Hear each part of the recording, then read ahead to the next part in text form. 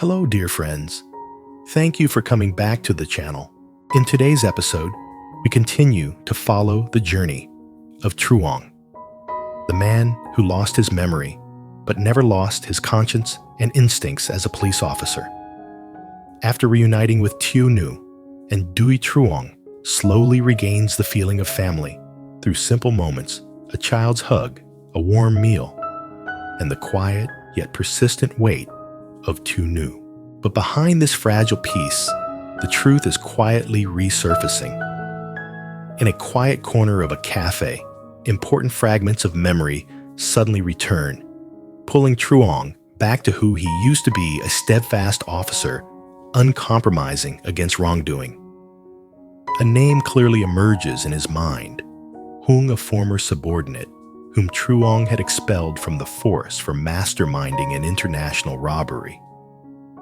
From hatred and revenge to signs of internal manipulation, all the clues begin to connect, revealing that the attack on Truong was anything but coincidental.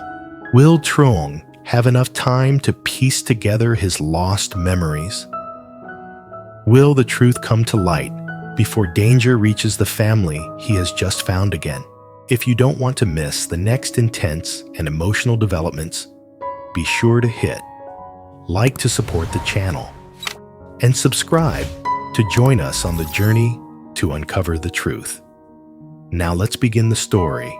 At this moment, Hao sat alone in a small cafe, tucked away in a quiet corner of the street.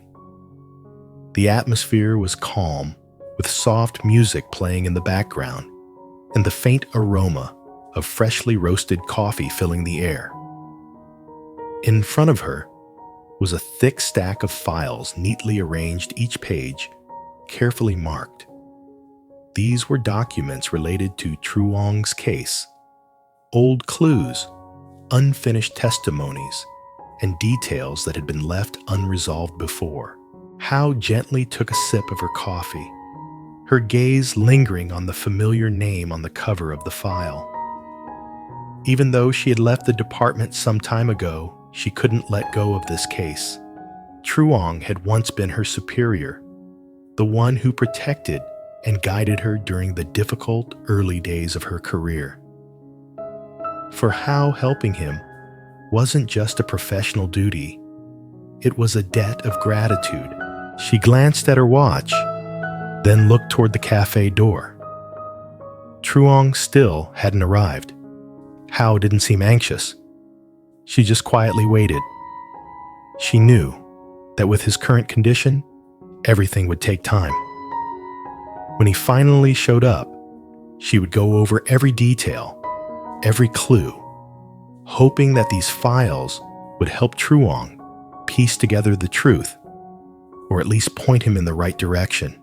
By this time, Truong had already been at the cafe for quite a while. He sat across from Hao, with a thick stack of files neatly placed on the table between them. The atmosphere in the cafe was quiet, with only the soft clink of spoons against cups and the gentle hum of the air conditioner breaking the silence. Truong flipped through the pages, his gaze focused, yet there was still a flicker of exhaustion in his eyes. The exhaustion of a man trying to piece together fragments of a life that no longer felt like his own. Hao sat across from him, keeping a careful distance. Her voice was slow, but steady, as she repeated the key moments and important details, as if afraid that even a slight rush would cause the clues to slip away. Truong listened occasionally, pausing on a page, tapping his fingers lightly on the table, lost in thought. These papers. There are a lot of inconsistencies, Truong said quietly. I went on a business trip first, and only after that did this volunteer document show up. The sequence is completely wrong. Hao nodded. I noticed that too. If it followed the proper procedure, you should have submitted the application, first had it approved, and then gone. But here it's the other way around. And what's more, this seal, not just anyone can use it. Truong sighed softly, his gaze turning distant. If this wasn't voluntary, someone must have arranged it. Someone with enough power. The two of them sat in silence for a moment. Outside, a few customers came and went, but at their table the air felt thick. Truong flipped to a list of staff members and began reading the names slowly. Some of the names made him pause, longer than others, though he didn't know why they stood out. You said, during your investigation, you were constantly reassigned? Truong asked. Yes, Hal replied. Every time Dung and I got close to a key lead, there would be an order to transfer me, very quickly. No time to do anything more. Truong let out a dry chuckle. So someone's been watching very closely. Hal looked at him, concern in her eyes. I'm afraid if you continue investigating, you might be in danger too. Truong closed the file, resting his hand on the cover. I understand. That's why this needs to be done quietly. For now, I'll take all the documents with me. You just go about your normal routine, like nothing's happened. Hal nodded, though she still didn't feel reassured. What about you? I'll be fine. Truong said, his voice slow but firm. I still have a family to protect, but I can't let this go. He stood up, gathering the files. Before he left, Truong turned back to look at Hal. If someone really did this to me, I just hope that person isn't someone from the very organization I used to trust. Hal didn't say anything more. She just gave a small nod. In that moment, both of them knew the search for the truth was just beginning, and the road ahead wouldn't be easy. Truong sat quietly in the corner of the cafe, where the soft yellow light was just enough to keep him unnoticed. In front of him, his coffee had long cooled the surface, rippling with reflections of his thoughtful face. The noise of the cafe seemed distant, leaving only the rhythm of his own breath and the fragments of memory slowly rising within him. For the first time in a long while, Truong's mind wasn't completely blank. It wasn't a smooth, flowing recollection, nor were the images clear, but sharp fragments slicing through his thoughts like lightning. He closed his eyes, letting his shoulders relax, allowing the memories to guide him. He remembered being a police officer, not the vague feeling he'd had before, but a clear certainty. He remembered the mornings in uniform, the smell of paperwork, the cold white lights in the office. He remembered the weight of responsibility on his shoulders, the kind of responsibility that never allowed him to do his work half-heartedly. Then in the midst of those memories, one name emerged clearly. Hung. Truong's heart tightened. The name didn't appear by chance. It brought with it an uncomfortable feeling, a mix of anger and disappointment emotions he knew only appeared when he had once placed trust in someone. Hung had once been his subordinate. Truong recalled that time vividly. Hung wasn't the standout in the unit, but he was clever, spoke moderately, knew how to please superiors and get along with the team. At first, Truong had considered Hung competent, at least enough to trust with responsibilities.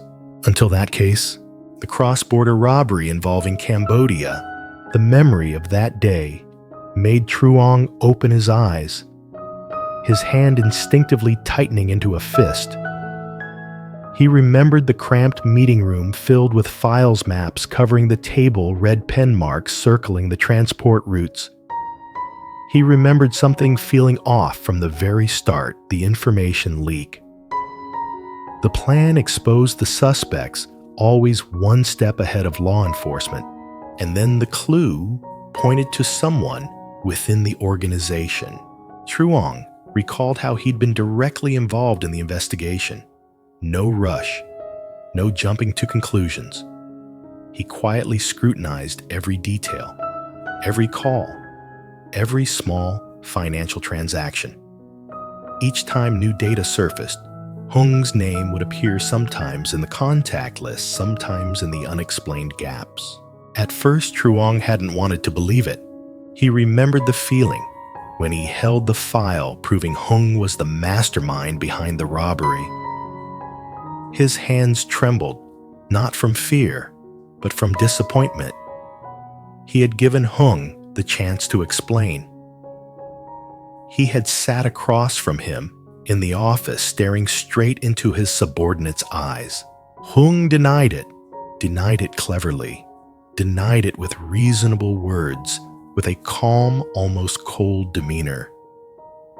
But Truong knew. Those eyes weren't the eyes of an innocent man. The day Truong signed the disciplinary decision expelling Hung from the force, he remembered it clearly. No argument, no tears, just a heavy silence. Hung stood up, bowed his head low, but before he left, he gave Truong a look that still sent chills down Truong's spine. At the time, Truong thought it was over. He didn't realize that it was just the beginning. Now, sitting in this corner of the cafe, the fragments of memory were piecing together into a clearer picture. Truong took a deep breath. The familiar, sharp pain in his temples returned, but this time, he didn't shy away. He let the pain come like a price to pay for remembering. It could be him, Truong whispered, his voice hoarse.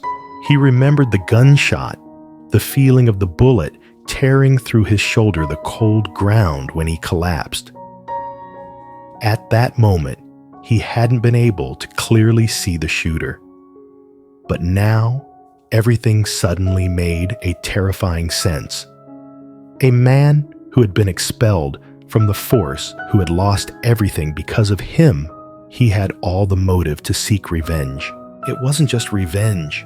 If Hung was truly involved in the cross-border crime networks, eliminating Truong, someone who had come so close to the truth, made perfect sense. Truong opened his eyes and looked out the window. Cars still passed by, life continued, as if the hidden conspiracies had never existed. It suddenly hit him why Hao had been reassigned so many times during the investigation. Why his own file had so many irregularities. Someone had been clearing the path long before, and Hung was just a link or someone very close to the center. That thought sent a chill through Truong. But at the same time, something else stirred within him, the sharp awareness of a man who had once been a cop.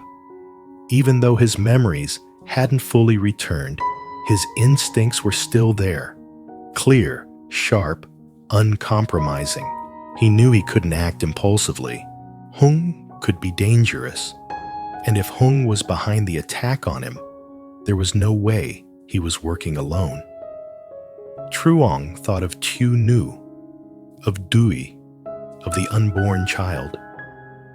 A quiet fear gripped his chest.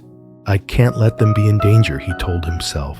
Truong lowered his head, lightly rubbing his face, trying to calm himself. He wasn't the powerful officer he once was. He was at a disadvantage now. But at least he had found one important piece of the truth. He pulled out his phone, stared at the screen for a long time, then put it back in his pocket. Not yet. Not yet to tell anyone, even lytieunu. He needed more certainty. He needed more evidence. He needed to piece together the missing parts. But deep down, Truong knew his memories were returning piece by piece. And along with them, the past that someone had tried to bury was slowly rising to the surface.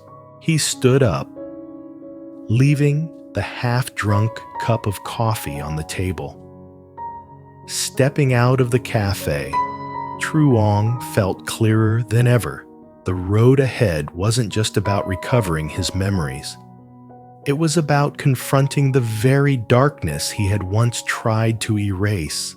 And this time, he couldn't afford to falter. The truth is slowly beginning to surface, and the scattered pieces of the past are starting to fall into place.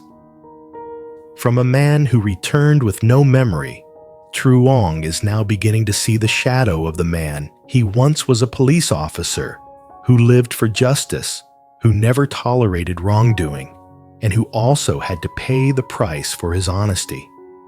The old files, the disciplinary decisions, the investigations that seemed closed. Now they've become crucial leads, pointing to the fact that the attack on Truong wasn't some random accident. Truong, remembering Hung, his former subordinate, who he had expelled from the force for being involved in a cross-border robbery, opened up a dangerous path. Resentment, the motive for revenge, and the hidden forces behind it are slowly coming into focus. Along with this, there are the irregularities in the transfer orders, the sudden reassignments of subordinates just before they were about to uncover the truth. Everything points to an invisible hand that had been pulling the strings from early on silently, but with deliberate calculation. As Truong quietly traces the footprints of his past, he still has to hide his unease to protect the present, because now he is no longer alone. Lytieunu, the woman who has waited for him in silence with gentleness and patience, and Dewey, the innocent child, who always opens his arms to him without needing him to remember anything, are the anchors that keep Truong grounded. The simple meals, the peaceful moments on the porch, though small, are the things that keep him tied to life, even as the darkness quietly creeps closer. The road ahead will not be easy. The clearer the truth, the closer the danger. The one pulling the strings behind it all has yet to fully reveal themselves, and Truong understands that one wrong move could turn him and everyone he loves into a target. But it's also at this moment that the instincts of the cop in him are awakening. Even though his memories haven't fully returned, the sense of justice within him still remains smoldering, persistent, and unyielding. Will Truong have enough time to piece together all the memories he's lost? Can he expose the one who has wronged him and bring the truth to light? And will the little family he's just found be able to stay safe in the rising storm? All of this still lies ahead. This story is not over. It's just stepping into a new chapter where memories, truth, and choices will collide head-on. Thank you for following along and staying with us until the very end of today's episode. If you felt the emotional pulse of this story, if you want to continue walking with Truong on his journey to seek justice and protect his family, don't forget to hit like to support the channel and subscribe so you don't miss the next developments. See you in the next episode, where the truth will no longer be able to hide